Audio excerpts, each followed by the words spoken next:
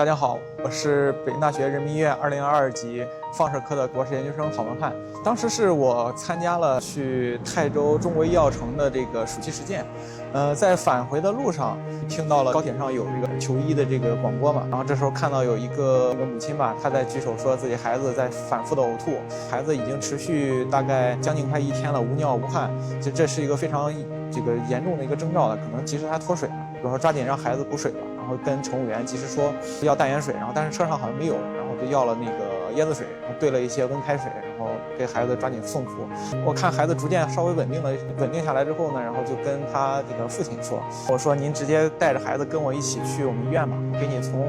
网上直接给你挂上一个号，前后大概不到40分钟你就到医院了，抓紧就陪着他们去抽血啊、挂号啊，然后就一直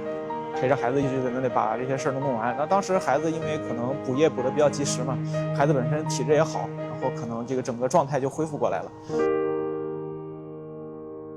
其实也是受到了我们院一些优秀的前辈啊、一些优秀的老师的鼓舞，包括我们院前一些日子有3个护士在那个成功庄地铁站，接力去抢救了一个病人，包括还有在21年的时候吧，我们有一些专家联合救治了一个也是可能